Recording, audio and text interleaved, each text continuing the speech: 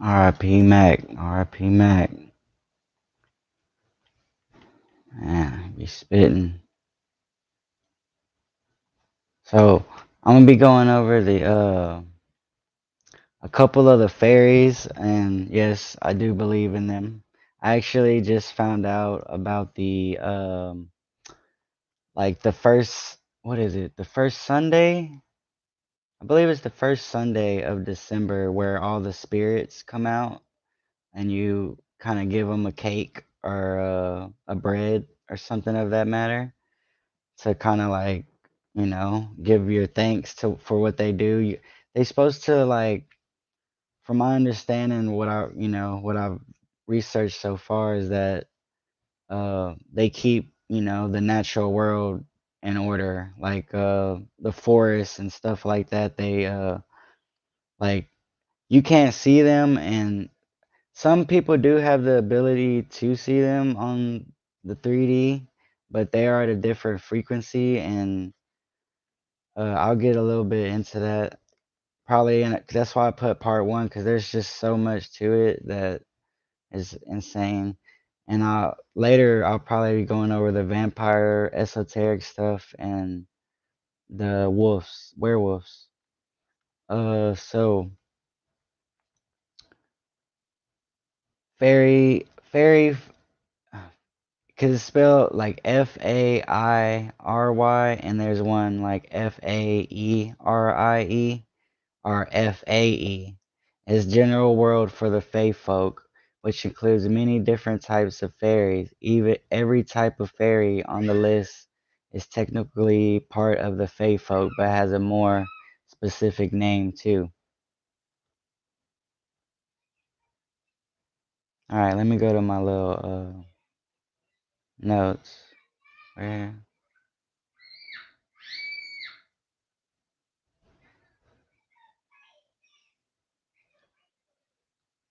One such legend says that fairies are simply nature spirits. They're always present in the elements and are the caretakers of nature. There you go.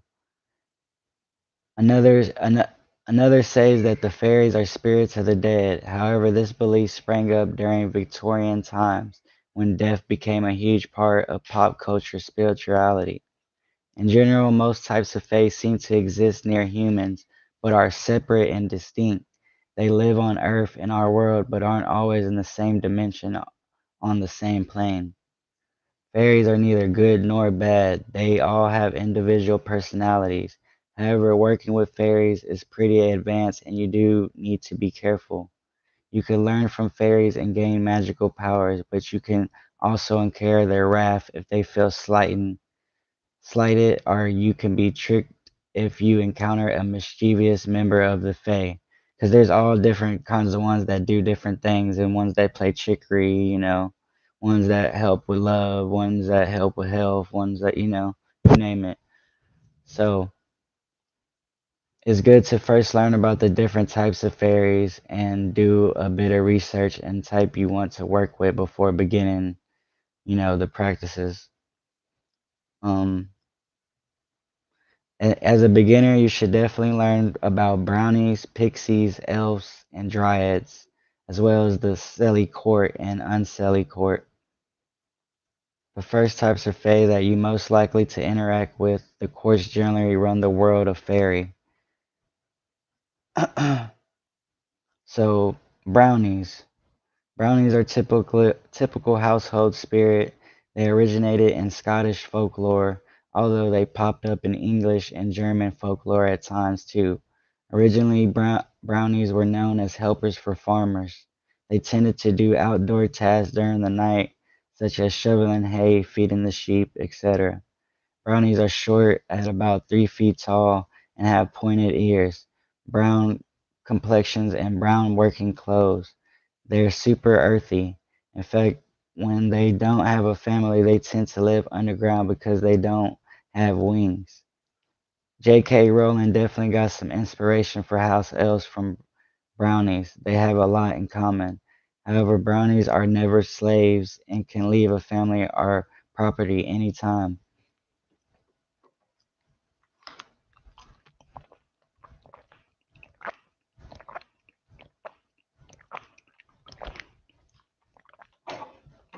Brownies are drawn towards the most deserving families. To them, this means the people who work the hardest and who most need extra help. When brownies stick with a family for a while and are genuinely happy, they will bring good luck to the household. They're a kind of magical magnet for luck. If you have a brownie living with you, then you should keep your house nice and tidy. Brownies will help you with chores, but want you to keep the living area clean too. Don't forget to feed your brownie or they will get angry. And that was well, there's all kind of ways and aspects of like when you feed them. But early, I was saying like the first Sunday of December or whatever, like they really come out and you're supposed to set it by the tree to kind of like give thanks. Or if you've been working with that fairy for the year, it's a way of, you know, giving thanks. They love milk, cookies, or honey left out at night. They simply want a feel thought of. Brownies will make friends with your pets and love being in a household with animal friends. The typical drawing of the brownie in Scottish lore show the fairy sleeping with the barn cat. Brownies will get angry if you mistreat your pets because they can form quite tight bonds with animals. Although brownies can come out at any time, they're nocturnal and do most of their chores at night. They're shy and hate being spied on while they're cleaning. If you want to attract the brownie to your house, there are a few things you can do. Put out a signal. First of all, brownies like rural areas. Living on a farm will make your home especially attractive to a brownie, but more nature in general is always better. It's also good if you live in a home with lots of hidden places for the brownie to go during the day. They love homes with chests, closets, and secret doors. Brownies love cozy houses, so try to make your home as warm and happy as possible. You can also put out a request for a brownie, even verbally saying it or writing the request on a piece of paper and burning it works and see if you can attract an interesting fairy. However, be careful because brownies can be fickle. If you upset them, you'll find yourself in a bit of trouble. They will either take off never to be seen again or will cause problems in your home. This reminds me of there's this movie something Chronicles, the Spidwicks Chronicles or something like that, where they explain all the fairies and it shows like what they do and stuff. Don't try to pay your brownie for anything or be too materialistic. When it comes to them, they don't want expensive items as gifts, but simply enjoy thoughtful presents like food they enjoy or comfy little areas set up for them in the home. If you treat your brownie well, they can be super loyal to your property or even your family. Some brownies bond really tightly with their families, or even one member of the family, and feel quite the elegance. Although brownies will sometimes be in between families, they're very social and generally like living around people. These are some of the sweetest types of fairies who love being around humans. Alright, pixies. When you think of different types of fairies, the image that pops into your head is probably a pixie, even if you don't realize it. Pixies are only about 4 inches tall and tend to live in the gardens and the woods. They're the types of fae that have the most contact with humans, so they tend to show up in a lot of pop culture, such as fairy tales or Disney movies. Although pixies are well known in southwestern England folklore, they can live in any wooded area or garden. You can easily find pixies if you simply walk into the woods or a pretty patch of flowers. Pixies will go anywhere where there is nature. In fact, if you want to work with the Fae, you can quite easily attract pixies to almost any location. Pixies do have wings, but they're known as earth or nature fairies. They're super tiny with human-like fingers and delicate wings that move extremely fast, almost like a hummingbird. Some pixies dress only in green and white, while others prefer other colors of nature like blue or yellow. Pixies will choose an area or community to live in, but these communities get torn up quite often to build homes and developments. When this happens, the pixie in the area will be traumatized and go into hiding. However, they may not leave unless the area is totally disseminated. If you want to draw pixies into your yard, create woodsy areas or a pretty garden for them to live in. Pixies appreciate both shelter and nature, and they will always come check out a cute little fairy house. Even even though pixies tend to enjoy contact with humans, they're very cunning and can delight in leading humans astray. They are your typical mischievous types of fairies. Of course, every pixie will be a bit different since they all have individual personalities. Pixies don't understand human disseparation or pain. They play lots of jokes for fun, but these jokes may not seem funny to people and can cause harm for humans. They're especially known to steal stuff from your home or take items and hide from somewhere else so you can't find them. However, as long as you treat pixies well and give them gifts that they approve of, they will probably respect you too. They enjoy tiny houses, nectar, and honey. Leave a small offering out for pixies if you're interested in making contact. Pixies especially love flowers, so planting blooms, especially those native to your area, will draw them towards your property.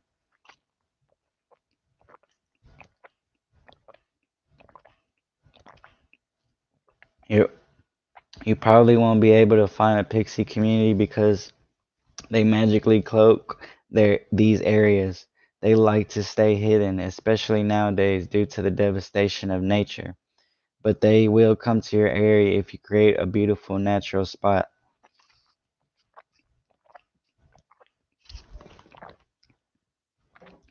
When you're giving gifts to pixies, consider what is natural to your region. They will especially enjoy things that grow naturally in your area. In return for your gifts, pixies will help your gardens flourish and grow. Next, we got Banshee. The Banshee only exists in Ireland and Scotland, typically on the moors, and has the cry of death. One sec.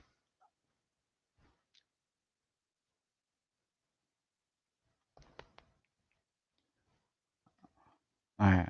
The Banshee is a female spirit type of fairy that predicts death.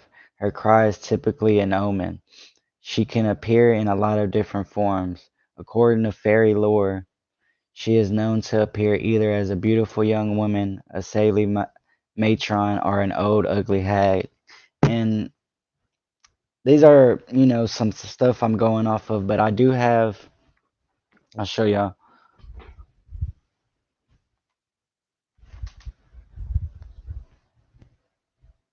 It's pretty big book, thick book, but it's called Plant Lore, Legends, and Lyrics, and it describes a little bit about the fairies.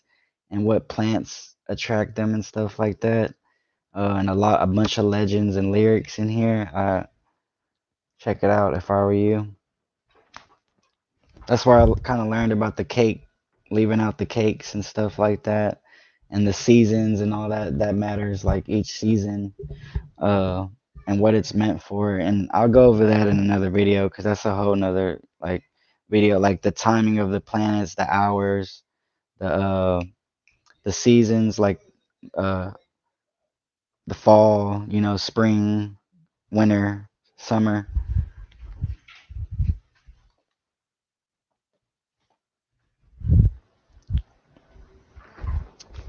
So the banshee isn't often seen with the physical eye, but she is certainly heard.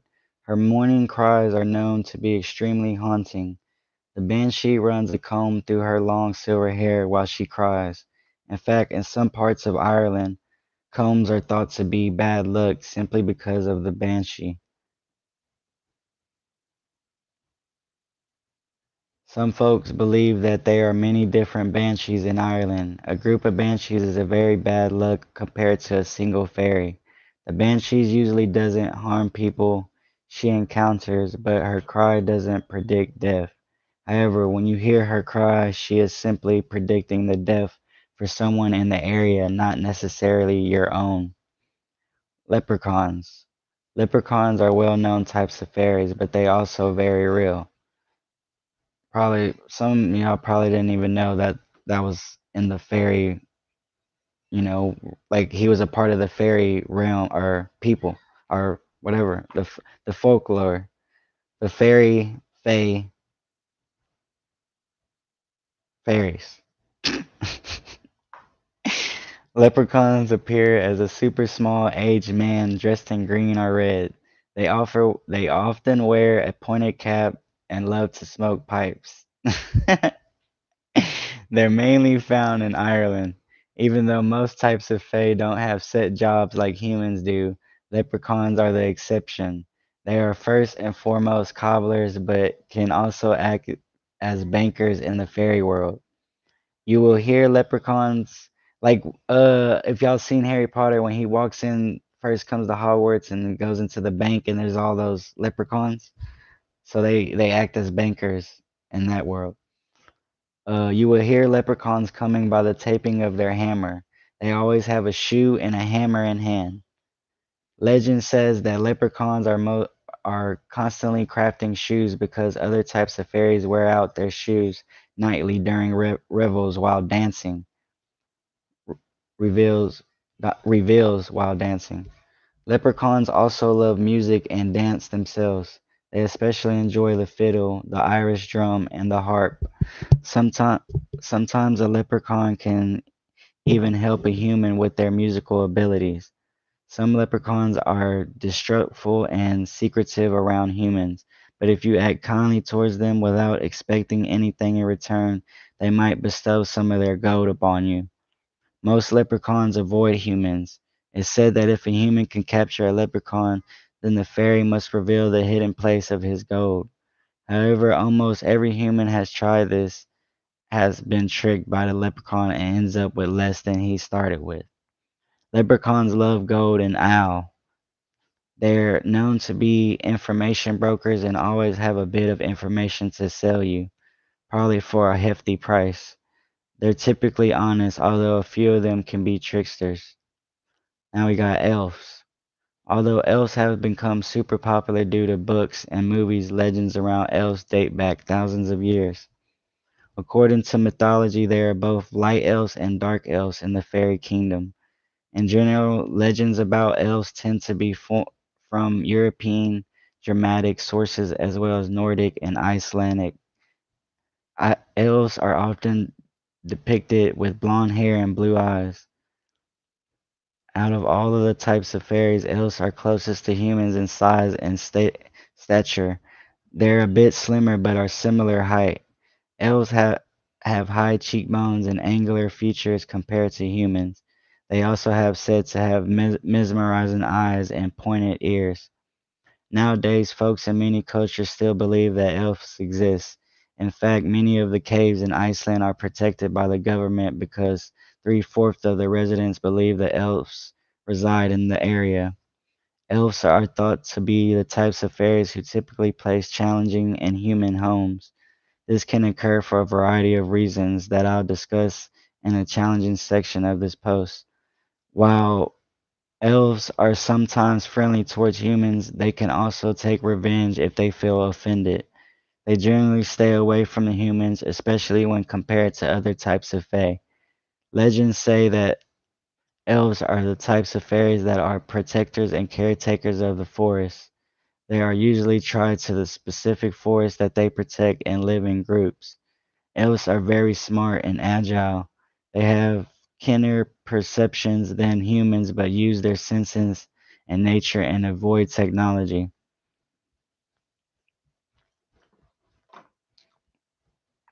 Kobolds. Kobolds.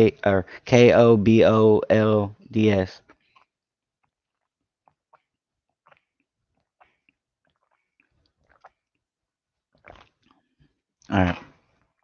Kobolds are a type of fae who live in mines. There haven't been many sightings of kobolds, so it's hard to say exactly what they look like. Generally, kobolds only interact with miners. Some kobolds are troublemakers and will undo the miners' progress, but others will actually help or knock on the tunnels to warn the miners of a cave-in. Channelings. Channelings are rather a scary part of fairy legend. While they are exactly a type of fae, channelings are in a league of their own. According to legend, a channeling is a fairy child that has been swapped for a human child. The channeling will grow up with a human parents but won't appear like a normal human child. Fairies swap babies for a few reasons. Each culture has its own legend. Sometimes a fairy will swap a sick fae child with a healthy human child. This fae child will either die in infancy or will grow up sickly. You will notice that they're beautiful and artistic with fairy features even though they may be unhealthy. Other fairies swap their babies because they want a beautiful human child and feel that their own baby is ugly, or to strengthen their bloodline if there is a sickness. Sometimes a fairy will need a talent that only a human child possesses. Of course, channelings are rare if they really exist anymore. The development of technology has made the practice of swapping babies dangerous for fairies.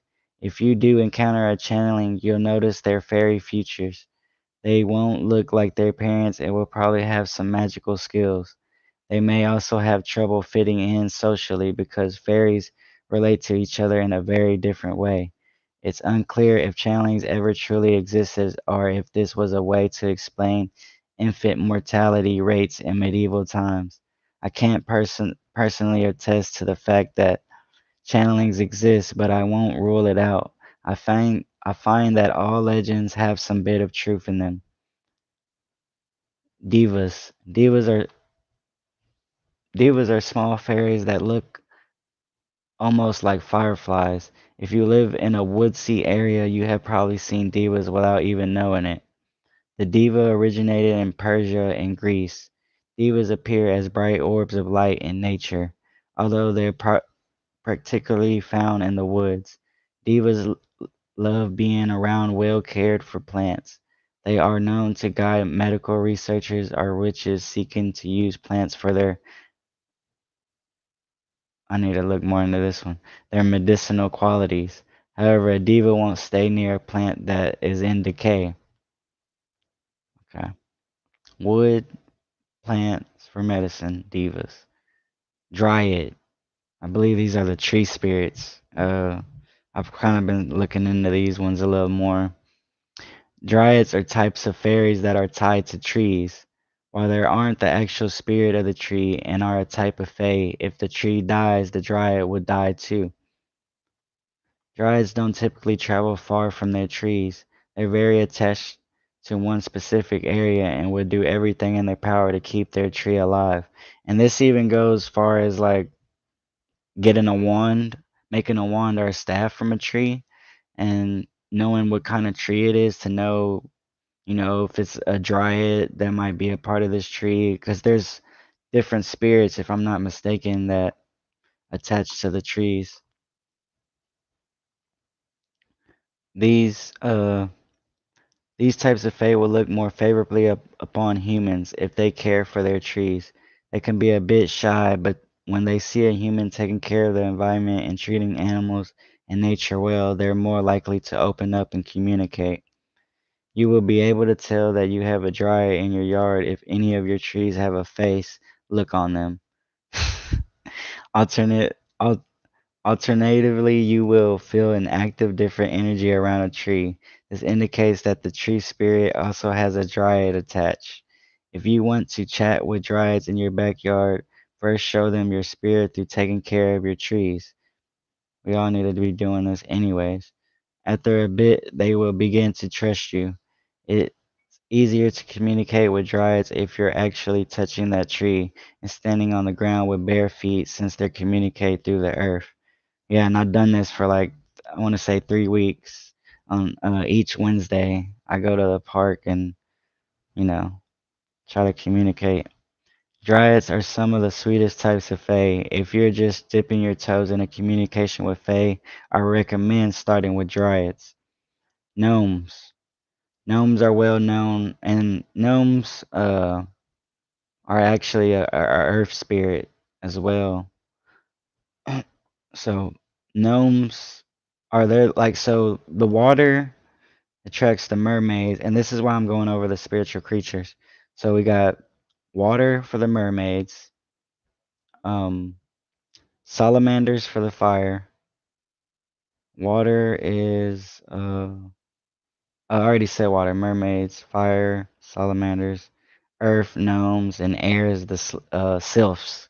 SLPHYS, I believe, something like that. Sylphs. So, gnomes. Gnomes are well known due to pop culture, but they're actually one of the many types of fairies that live amongst trees, roots, and the forest. One second, one second. Alright, where's this thing at? Alright. The myth of gnomes originated in Scotland, but they're thought and inhabited in woodsy area, including many parts of the US. Gnomes look amongst almost like little dwarfs. They mature quickly, so they typically appear old. They wear pointed red hats with green or blue clothing. You'll find gnomes in most natural woodsy areas, so their diet depends on exactly where they're living. Gnomes also known to enjoy fruit, nuts, vegetables, especially root vegetables, eggs, and mushrooms. Gnomes are extremely connected to nature. In fact, they're actually earth elementals, so they're very powerful with anything related to the earth. If you want to work earth magic and manage to befriend a gnome, they can help you to grow super powerful. They're known to care for animals and are natural healers, although they tend to use their powers for animals and plant life, not humans. But you use plant life for your abilities, so bang, bang, bang. Gnomes are very shy and cautious. They stay far away from humans, especially due to their small size. Irish Seawater Guardians. Irish Seawater Guardians are only a few inches tall, but they fiercely guard the Irish Sea. These types of fairies are sacred to the Irish sea god Menin. They're surrounded by a greenish blue light. You won't often see them with the naked eye, but may see the light that they give off. These types of fae especially love storms. They surf the waves and bob up and down. They're friends with dolphins and other intelligent sea creatures. If any sea creature needs help, the Irish sea water guardians will always come to their aid. Kelpie. Kelpies are ugly, scary water fairies that are thought to be cannibalistic and carnivores. According to Scottish and Irish legend, Kelpies, I think they showed this in Harry Potter too, those like those mermaid things that came up and were trying to like attack all everybody when they were trying to get out the ocean. Kelpies, Kelpies, eat deer off the shoreline as well as other types of fairies and even humans. Male kelpie, yeah, I think that's what it is. Male kelpies are thought to be shapeshifters. They can turn into handsome men to lure young women into the water and either trap them or consume them. Typically, the kelpie is seen in the form of a horse. If they won't reveal their true form, you can find kelpies in the ocean as well as rivers and streams. Some kelpies are even thought to be the classic scary monsters that have created huge legends such as the Loch Ness Monster. Merfolk. This is the mermaids. Mermaids are huge in pop culture, so most people don't believe in them. However, in the witch magical community, mermaids are definitely real. Most of these types of fairies prefer to be known as mer or merfolk. Although they're called mermaids and mermen in pop culture, merfolk are very beautiful both for men and women and are half human, half fish creates who live in the oceans and seas. There are stories about merfolk that plant them in both a positive and negative light. Some tales sell that merfolk turn ships to the rocks and sailors to the depths, while others say that merfolk rescue drowning men. These types of fairies do not live in homes, instead, they swim throughout the oceans and frequently migrate. They tend to live in family units, although these can grow quite large. Merfolk protect everyone within the group. Although the merfolk generally hide from humans, they have become more visible as the ocean gets polluted. They will sometimes reach out to humans to try and stop further pollution. Stop. Alright, here's the nymphs. Or no, because the other one started with an S. This is with an N. Nymphs. Nymphs are a type of fae from Greece. There are many different types of nymphs, including tree nymphs, water nymphs, wood nymphs, etc. In some legends, nymphs have the reputation of being hypersexual. They are generally known as beautiful females, but unlike sirens, they are relatively harmless. Nymphs can be a bit mischievous like all types of fairies, but they don't hurt humans. Sometimes they even fall in love with humans and be quite committed. Salamanders. Salamanders aren't a well-known type of fae, but they are powerful. Generally, salamanders are known as a fire elemental and can be really helpful if you're a witch working with fire. They appear as fiery lizards in a red and orange tones, although they are also known to show up as a classic fire fairy or even a ball of fire or light. Salamanders are some of the strongest. I've been thinking about getting one of these. Salamanders are some of the strongest elementals. They embody the spirit of fire. They come to the aid of humans or witches in the areas of passion and revenge, as well as the physical manifestation of fire. Like all types of fairies, salamanders can be mischievous, so make sure you know what you're doing before you ask them to work together. They can get quite upset if they feel they have been slighted and wreak havoc. Silly Court, Seelie Court, Seelie. The Seelie Court is one of the most well-known aspects of fairy lore. They're thought to be benevolent fairies who act as arbiters and judges in fairy disputes. The Silly Court is typically seen at twilight when they conduct their courtly processions. They are especially active during the spring and summer months. Most members of the Seelie Court enjoy beautiful things. They're all about the stunning dresses and clothing, harmonious instruments, delicate flowers, and of course dances. The Seelie Court is made of the most beautiful types of fairies. The Seelie Court types of fairies are known to be somewhat friendly to humans. They are said to seek help from humans if needed and return human favors with kindness. However, like any other types of fairies, the silly court has mischievous fairies too. They can easily play tricks on you or get revenge if they feel slighted. The silly court is known as the good counterpart of the unsilly court.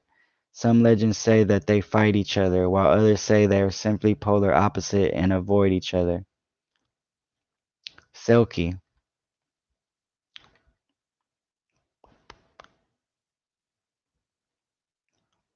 The Selkie, I'll try to make a slide too, I guess a quick, I don't know, 3 minute slide or something that shows all the pictures if y'all want me to, or I could just keep doing how I'm doing. Uh, and I kind of want to go over a few things in that book that I learned about the fairies or whatnot and the folklore. It's really interesting stuff. Uh, Even if you don't believe it, it's cool to read. Like it's really fascinating. A Selkie, Selkie, is a type of fae that has the ability to change from a seal into a human being at will. I didn't know too much about this one. Selkies occupy the seas near Ireland, although their exact location is fluid. They take the form of gray seals or great seals while in the sea, but they can also appear as human women or classic fairies. They tend to come out on important seasonal days such as Midsummer's Eve. And this is why I was saying, like, when you start really getting into this stuff and you pay attention to each season, what day goes with what planet, what time, what days, you know what I'm saying? All that stuff. Like it was saying right here, they tend to come out on important seasonal days such as Midsummer's Eve. So it's real important to know what day is what in the magic side of things.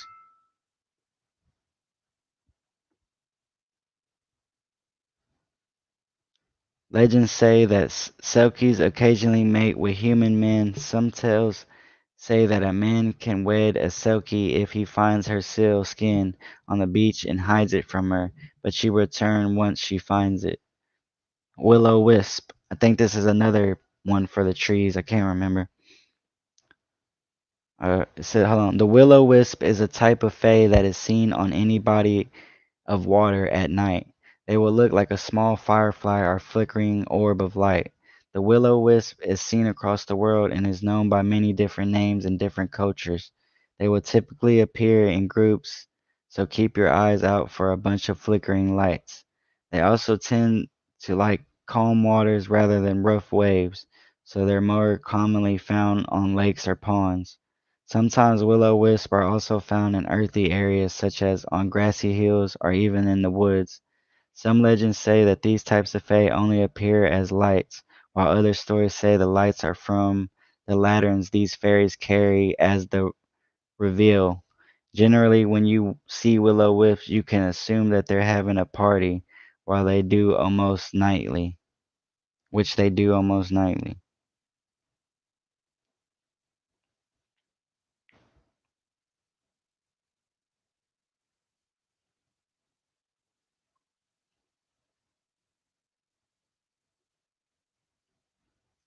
Unsilly court. The unsilly court is the darker counterpart to the silly court, and the unsilly court is made up of many different types of fairies, but they're thought to attract lower types of fae such as bogorts and bogies.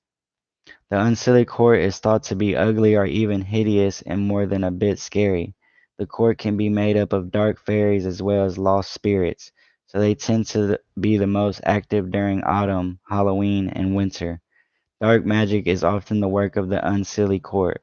They're known to work with witches concerning black magic or make deals with humans, but these deals never work out well for the human.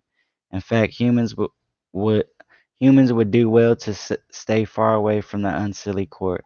There is virtually no way to get along with them, but there are many ways to make them angry. The term unsilly translates to unblessed. Even in the fairy world, the unsilly court is dark, dangerous, and evil. The court travels at night on the winds. Members of the unsilly court can't reproduce, so they're said to steal humans and force them to join the court in order to keep the numbers up. According to legend, travelers going through woodsy areas at night should be careful and avoid the unsilly court. Bogart. A Bogart is generally thought to be a brownie turned bad. Similar to Bogarts in Harry Potter, J.K. Rowling seriously got a lot of her info from fairy lore. Modern day Bogarts will hunt a home or an area such as a trunk or a closet and cause general issues. Typically, a Bogart is a brownie who was treated badly. This can make the brownie act out, and over time they will turn into a Bogart, which means they're attached to a property for the purpose of causing issues. Alternatively, a Bogart can be a brownie who stayed with a home after the family left. If the home falls into despair, but the brownie is attached to the property, then they can start to go a bit crazy and begins haunting the area. Often Bogarts are brownies who are simply mischievous in nature.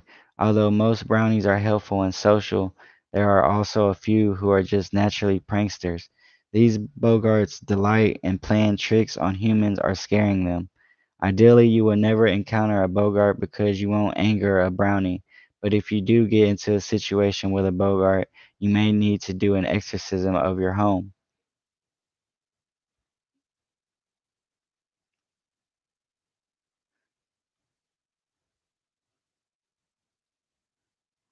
So yeah, that's some of them, because there's so much of them, and the ones I'm so the dryads was if you're trying to work with the fairies, I would start with those, and the ones I'm starting to look into is the salamanders. So like maybe in a near future video, I'll talk more about those. And this is just part one of this, so there'll be a lot more stuff about them that I'll be pulling from my book and from myself and experiences and stuff like that. Um, 'Cause I am setting up garden and stuff like that, so yeah, wish me luck. uh, yeah, so thank y'all for tuning in. And I'll see y'all next time. And I don't know what I want to go over next time, but you'll know when I come later. Have a good night or day.